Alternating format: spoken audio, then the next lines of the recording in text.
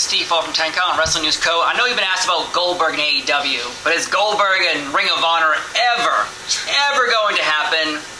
Maybe. No.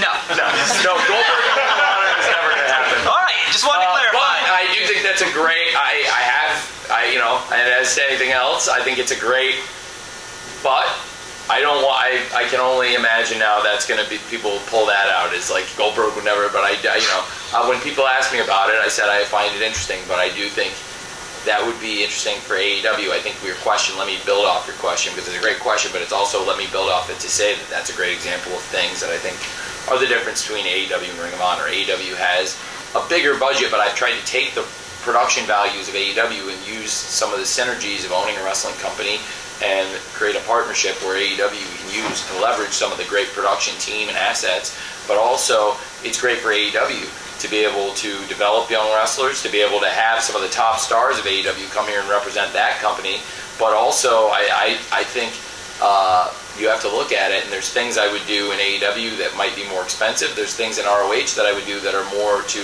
cater to a hardcore fan base. And there are great matches, and there are people I can bring in that I know people will be excited to see, that would get a great reception for Ring of Honor, that might not necessarily translate to a huge Nielsen rating. And I think understanding that AEW has a bigger budget and is great wrestling, and Ring of Honor has the opportunity to continue to grow, and that's a business we're building. In Ring of Honor now, when you look, we've done record pay-per-view numbers in the last year and had some of the biggest live gates in the history of the company. So 21 years in, Ring of Honor is growing, which is a really good sign. But that doesn't necessarily mean that I would do something that would be so far out of the character of Ring of Honor. And frankly, I'm not saying it's in the character of AEW, but when you ask me about something like that with a budget like that, I have to give you an honest answer that that's not what we're doing with Ring of Honor. Ring of Honor's on a huge budget by Ring of Honor standards, but when I look at free agency and pro wrestling, there's different wrestlers I evaluate for different spots, and I think they have different values and different revenue streams they can add to a company. And for Ring of Honor, the business model we're doing, we've got great subscription growth. And I mentioned the pay-per-view and live event numbers. This is also the most streaming subscribers Ring of Honor's ever had for Honor Club, plus what we're doing on top of the pay-per-views with another great number, I'm sure, for tonight, and great results that we've had for the first 3 events. So it's a good question. There's a lot of exciting things happening in both AEW and Ring of Honor. I have a big announcement coming up Wednesday, as I mentioned. Claudio and Brian and Mox and Yuta, it'll be the first time we've heard from the 4 of them together in a very long time. A lot of things to look forward to in AEW, but after this great pay-per-view, I think a lot of things to look forward to in Ring of Honor, but probably safe to say that is not one of them. All right. Here we go, right here. Hey, Tony. TJ Jefferson with the Rich Eisen Show. Yeah, hey, TK, it's great to see you. Good to see you again, man. You came on our show in January, and as you're talking to Rich, we start to see the responsibilities you have with the Jaguars. Now, in addition to the responsibilities you have with AEW and ROH, how are you able to spin these plates, man, and give these, these projects the attention that they deserve? Well, it's hard. Frankly, that's where private aviation is really very helpful, because I've been able to travel around the world. There's times where I've been able to fly directly from AEW over to London and be a part of AEW in Fulham. There's times where I've been able to go from ROH to an NFL meeting and back to AEW. And in this week in particular, I was at the NFL owners meetings in Arizona until just a few days ago. Went straight from there to St. Louis. Then the next day I had a big meeting in New York and flew from New York to here. So I've been on just the last 4 days, done all those flights, and I love it. And to be honest, the energy I feel and the excitement, I feel really invigorated. I think there's a lot of factors in that. I feel like I felt really good, honestly, probably since October, when my mom came out of her surgery and started doing a lot better, and I felt like I had a whole new lease on life and energy, and then that carried into full gear. And doing these Ring of Honor shows, I think I did like the final battle scrum, and I like to read the feedback and stuff, and a bunch of you were saying like, yeah, that's the best Tony's looked in a long time. And it's like, yeah, like a lot of the stress is being relieved. I'm start feeling better. And then we started doing the Ring of Honor, and a lot of people were saying like, how am I going to have the energy to do AEW and Ring of Honor, and is it going to be a drag on the shows? But it feels like people are loving what we're doing with AEW, and the shows have been really strong. I think we even saw our best Dynamites recently, and We've done 5 episodes of Ring of Honor TV and a great pay-per-view tonight, and I feel like that continues to grow and get better too. And I love it. I love that I've been able to open up a new part of my wrestling mind with Ring of Honor, and I think it's a great example of the promotions being complementary. There's things you do in Ring of Honor that make you think differently about AEW and vice versa, and just like I was saying, there's some free agents you would look for different for AEW, different from Ring of Honor, and there's a different presentation. There's different constraints. When Athena was out here, they asked her about some of that, and I think she gave a good answer. Sometimes to her in the ring, she's not thinking about it as much, when the show's going to commercial or some of those things. But to us in the production side, it is challenging. When I'm laying the show out, it's a completely different challenge. And also, when we're working with the Ring of Honor shows, what we have to deal with in terms of advertisers and some of the production elements, it's just a different monster altogether, but I really enjoy it, and I think it's made me have more fun with AEW and Ring of Honor, and also working with somebody as positive as Mark Briscoe, and seeing him all the time has also put a smile on my face and opened up a new part of myself I haven't felt in a long time. Like he said, I feel the Holy Spirit in me, and I feel Jay in me, to be honest, and I can't even imagine how he feels about that. But Mark has been a great influence on me and on a lot of people too. Thanks. Good to see you. Good to see you too. Hi, John Moore with ProWrestling.net. Thank you for taking my question. So my question is in regards to sort of evolution of content on Honor Club. So it's 2023. There's a lot of pro wrestling out there, almost like prime time every day. So or for from the consumer to take Honor Club, they're going to need like a hook or something that differentiates Ring of Honor from everyone else. So in regards to that, are you guys considering not necessarily taking pay-per-views and playing them simultaneously on Honor Club, but doing almost Honor Club pay-per-views where it's Honor Club exclusive?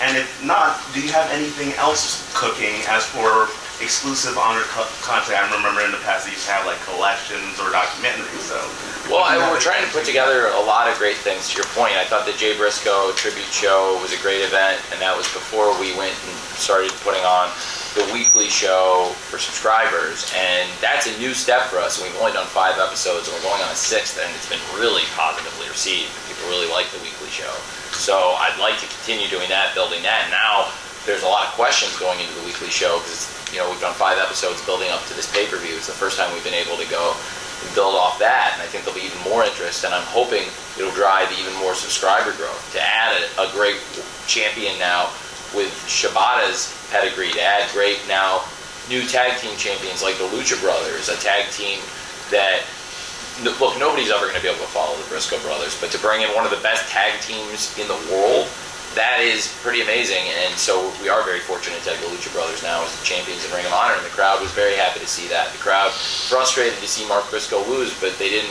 lose their support for him, and we'll see where that goes. And of course, Samoa Joe, where does he go next, is a great TV champion. And for both Claudio and Eddie, what's next? A lot of questions. We know Athena versus Yamashita is a huge match on Thursday. Athena has been, again, one of the MVPs, truly, of that Thursday night show. So I want to keep building that out. And then as for what's next, we know Death Before Dishonor last year was a great event for us. That's been a great event. I look forward to that. And that'll be coming up. I think I can confirm we will do Death Before Dishonor and continue these traditions we started last year.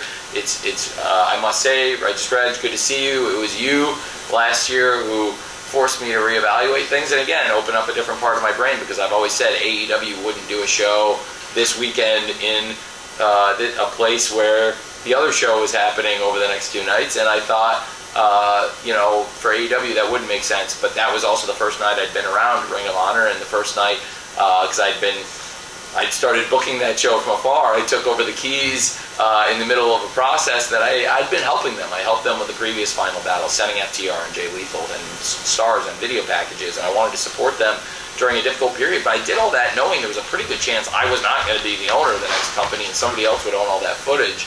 And the way it all came together right before Revolution last year, it's pretty amazing to think, but it was Righteous Reg who made me reevaluate things and realize maybe I should keep the Ring of Honor traditions and do things completely different than I would do with AEW. So this is not an AEW night, but this is Ring of Honor's night.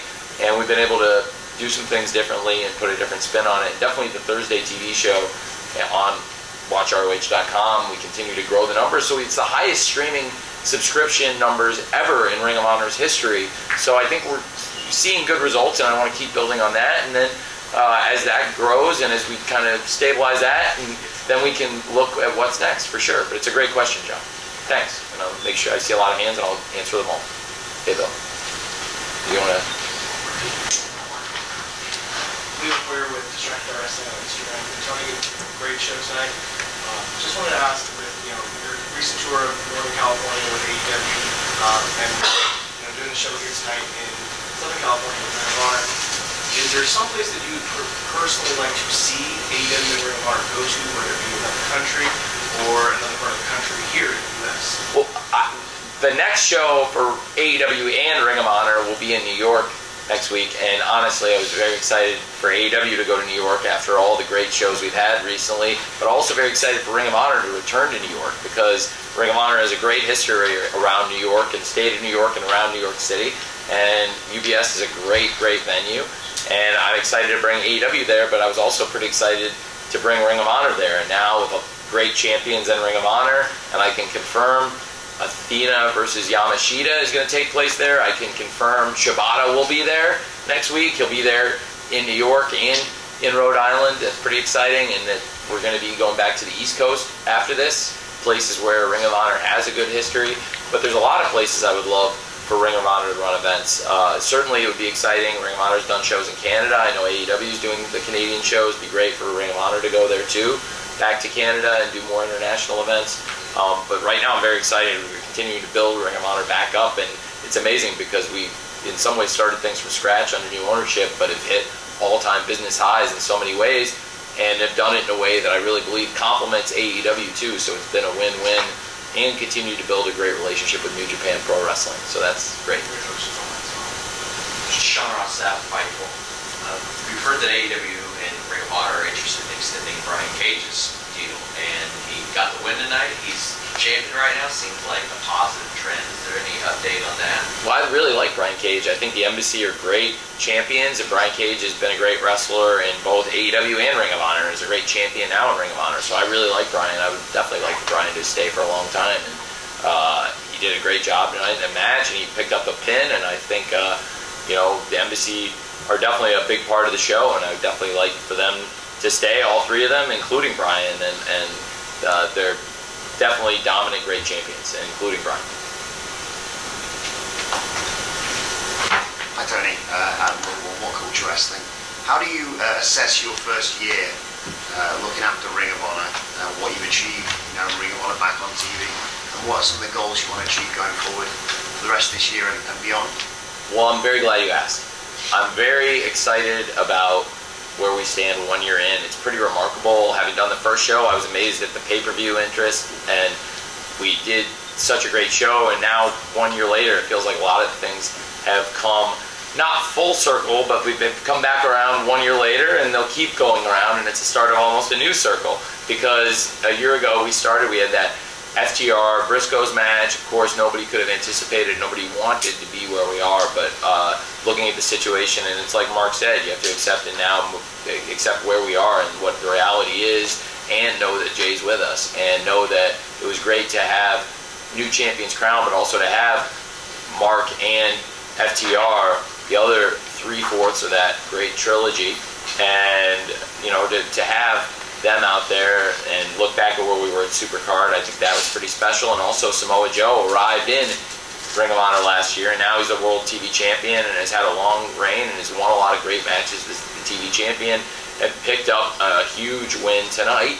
And it was an emotional win in a lot of ways, and in many of those emotions were very challenging, but to see Mark out there and to see the love he had from his family and from the fans, and that outpouring of love continues. So I really, as I've been around the company for a year, there are a lot of faces tonight on the show that have been involved with the company a lot throughout that year. Some of them I've known through AEW, some of them I only got to know 1 year ago.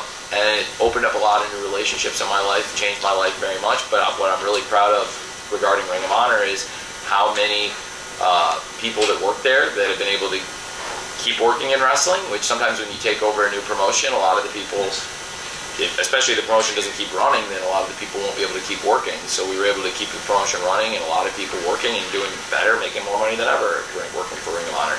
And we brought a lot of new faces into the promotion and have done some special things. And then brought in a great new champion like Shibata, and to have international champions like Shibata coming in, or the Lucha Brothers as the new tag team champions. So there's a lot of special things that have happened. We've grown, and then from business standpoints, just to reiterate things I've already said, that we've hit new heights for Ring of Honor this year in terms of streaming, subscriptions, live event averages, and pay-per-view numbers. So really exciting, and hopefully if we can continue that growth, then this is going to prove to continue to be a great purchase I made and a great compliment to AEW. And of course, both companies are returning to New York next week, and I have a huge announcement on AEW Dynamite. It's very important, and it's going to be an important week, not only because of all the great things happening in AEW, but all the stuff I've talked about, bringing all these great stars from Ring of Honor and having a huge World Championship match like Athena versus Yamashita that I'm excited about, and so much more to come that we'll talk about. And I'll get into that big announcement for AEW, and a lot of great matches across AEW and Ring of Honor next week. So I'm excited about a lot of things, and for Ring of Honor, it's the growth and all the things we've been able to build and continue to build on the business side, and more so than anything else, it's the human relationships and the people I've gotten to know and hopefully been able to introduce to the world, and that more people have gotten to know, specifically Mark and Jay Briscoe, as a result of Ring of Honor and the stuff we've done, and that makes me very happy. Thank you.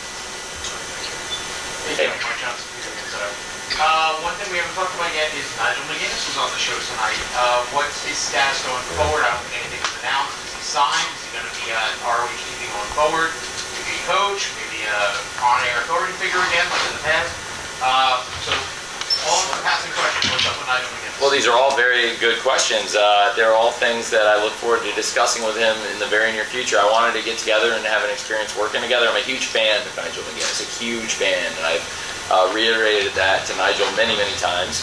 I was a big fan of him as a wrestler and as a commentator, and we have never worked together or gotten to really spend time together in person before today. It was a great experience working with Nigel, and I hope to do it again and hope to continue doing that, and I think the world of him. And think the world of him as a wrestler and a commentator, and he has a great role in the history of Ring of Honor, and now we try to respect the history of Ring of Honor. I've really loved this renaissance of the promotion that we've been able to take so much of the great history and bring elements of that back, and also start a new history for Ring of Honor, and there's just something really fun about it. I think it's my dream.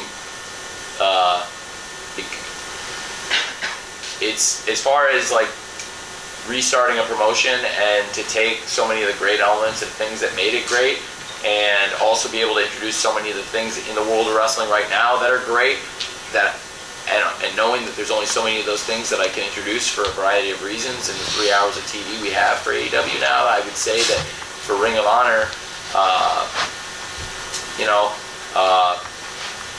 it's gone really well, and I hope we can continue it. I really do. So yeah, it's good. It's good to think about. Thank you. Go across the front here. Sure. Hi Tony, Nick Hausman, House of Wrestling. Thanks so much for taking the time. Thank you. Fantastic 3-hour perfect show. Really paced along very, very well. On top of ROH, on top of Dynamite, on top of Rampage, I've talked to a couple people that say you're interested in maybe doing yet another show that could potentially give you the space to maybe move some people around, maybe have different wrestlers on different rosters, maybe continue to create different rosters. When it comes to dealing with talent, especially talent that maybe doesn't get along, do you find that having separate rosters and brands and being able to create rosters that work harmoniously together is an effective tool for you as a promoter? Yeah, I do think it's been great to have AEW and Ring of Honor, and to be able to have two companies where there's crossover between the rosters. There's people that identify with one show or the other, who identify with certain championships or stories. It's great, but it's also been great to have that forbidden door kind of opening and people going back and forth and create new rivalries. So I'm always interested in developing new properties and exciting possibilities and acquisitions and developments in the world of wrestling. And I definitely have had a really good experience here in Ring of Honor. I think expanding the Ring of Honor roster, and again, bringing back some of those old rivalries from Ring of Honor, honoring some of those traditions and rivalries, and creating new ones. So that's always something I'm interested in and would always be open to. Okay, thank you. Amy? Thank you. Hello, Tony. Amy Nemedy with WrestleJoy. Congratulations on a killer pay-per-view tonight with all of the ups and downs. The energy was great all night. One of the things that I wanted to talk to you about was you have shown a lot of incredible talents from all around the world tonight. Of course, there was the Kingo and Commander. We had Tanahashi and Shibata. I wanted to get your thoughts on what it was like watching Tanahashi and Shibata be out there, hearing the crowd. What were your emotions like? As well as your thoughts on Daniel Garcia and Wheeler Yuta and how they stepped up to the plate in these massive roles that were given to them during the show tonight. Thank you. Well, I'll start with Tanahashi and Shibata since you asked about them first. They're two of the greatest wrestlers I've seen, certainly of the generation, and in my whole lifetime of watching New Japan Pro Wrestling and wrestling from Japan. I think they're two of my personal favorites and two of the greats. And it was 10 years ago I really got back into the New Japan heavyweight scene. I started watching the juniors a little bit before that and really into their stuff. But probably 10 years ago, the heavyweights also started to draw me back in, and those are two of the great stars that I followed. And then 2013 and 2014, just such a great thing that was happening in New Japan. And I started to see more of the wrestlers that were stars in New Japan coming over to America and getting signed places. And then, honestly, when you have great stars like Shibata and Tanahashi, New Japan Pro Wrestling, to me, they were able to sustain, and they lost big free agents, some of whom were international wrestlers. When I say international, I mean people from outside Japan, and some of these names, but also top stars from Japan, and they went over and signed with WWE, and you saw some of the big names, but it was Shibata and Tanahashi who were two steadfast names for New Japan. Tanahashi has continued on, and even though he's had major injuries, has worked through them and has been the ace in New Japan. Shibata is one of the greatest stories and one of the most inspirational figures, but it's been a very different path to get here tonight and walk out with a championship, and it's a very unlikely story, and it's a really special part of tonight. I think people expected emotionally uplifting moments and maybe some tough results, but I don't think people predicted which ones would be the emotionally uplifting matches and which ones would be the uplifting results. And I think that was part of the magic of tonight and where we're going forward, because it leads to some unexpected paths. But for Shibata, years ago, you know, if you'd said many years ago that he was going to be a top champion in Ring of Honor in 2023, I think that people would have thought that's very possible. But then the road we took to get here, obviously, it's a very different Ring of Honor. It's a very different environment. It's a very different world of professional wrestling. And again, it's pretty surreal that Shibata came through all that. And so to have great wrestlers who represent the very best in New Japan, like Tanahashi and Shibata, that is one of the great things that made Ring of Honor special in the past, and I think embodies also the new Ring of Honor. And so that was great. And they both came out with great victories, which is emblematic of their status as two of the great legends in the sport of pro wrestling. Tanahashi and Shibata both are. And then you had two of our top young stars that have come in, Wheeler Yuta and Daniel Garcia. I think I mentioned some of this on my media call, but I first came to work with both of them a few years ago in Daly's place. And I'd actually seen them wrestle each other on the independents, and they both had a good reputation.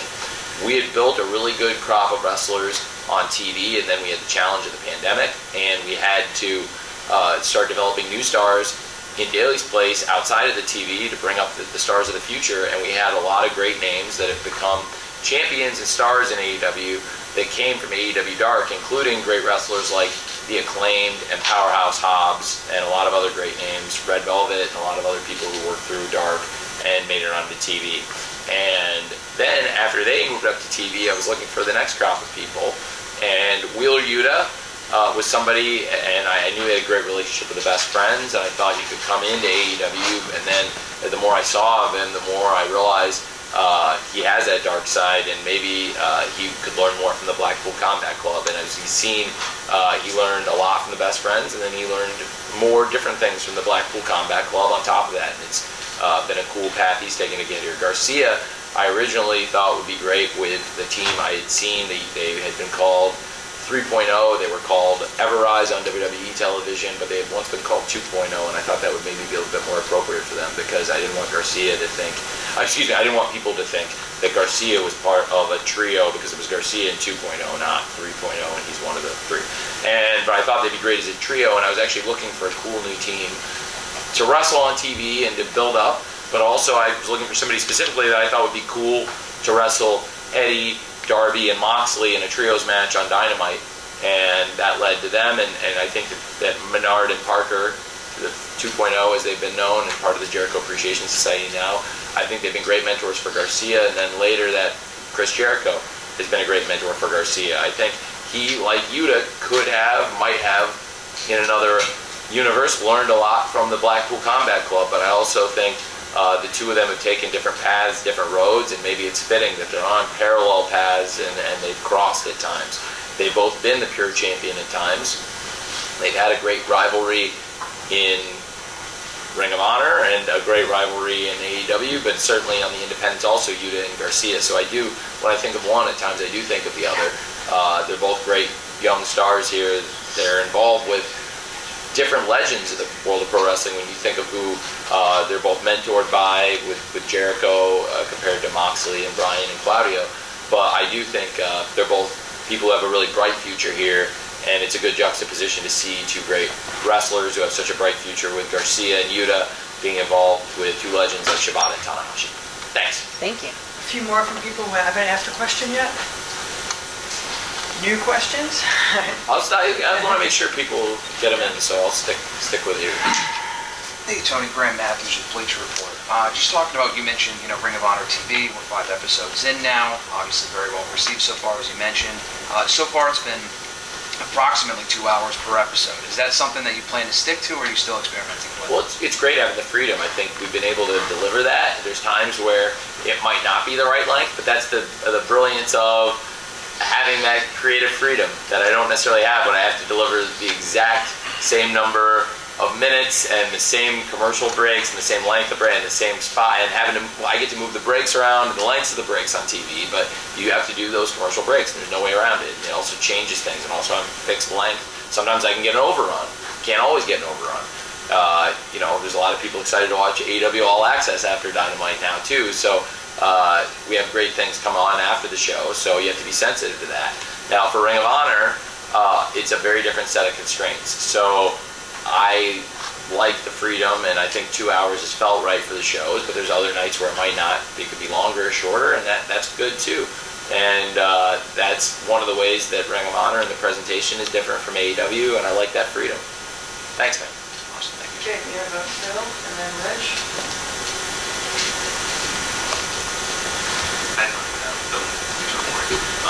We're coming up on the 5-year anniversary of All In September. Do you have any plans to commemorate the event, or bring ROH event to the arena? Well, I've thought a lot about that. It's a great question, and now I have a lot more opportunity to do that, and I have thought about that. Now that I own Ring of Honor, I own that video footage, and that's a huge part of that library, and it was a great reason to make the acquisition. And so certainly something we can do, and I would consider that and have considered that. So it's definitely a great question you asked, Phil. Thank you for asking about it. Righteous Reg, Grab Sleep Podcast. One, is the event tonight going to be on the 3-month delay on Honor Club? Yep. 90 days. Yeah. 90 days. Yep. Okay. And then 2, with Ring of Honor and I guess with AEW, you could say, we've seen a lot of, I don't want to say free agents, but like you've had, some partnerships. We've seen Kingo, we've seen Commander, we've seen these wrestlers, and people get obsessed with you wanting to sign everybody. Like as soon as they see a wrestler on TV, they're like, when's Tony going to sign him? When are we going to see the All Elite graphic? Does that cross your mind? Do you get hung up on these signings, or are you happy kind of sticking to having people just kind of filtering in and out from all over the place? Well, it depends. It's a case-by-case basis. There's a lot of times where it makes sense to sign somebody. There's a variety of reasons why you may do something on a nightly basis, or often through a relationship with another promotion. We have a lot of promotional partners we've done things with, sent wrestlers overseas to other companies, and brought wrestlers in from other companies in both AEW and here in Ring of Honor.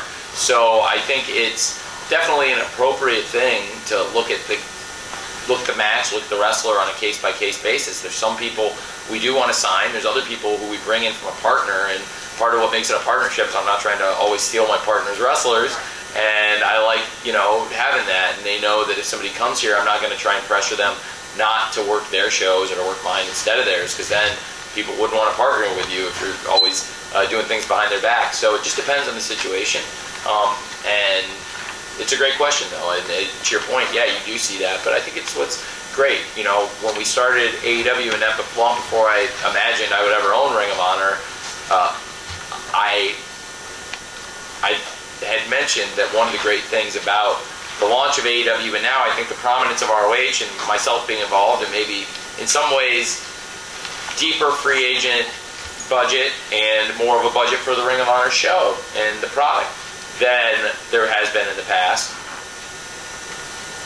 I think it's great.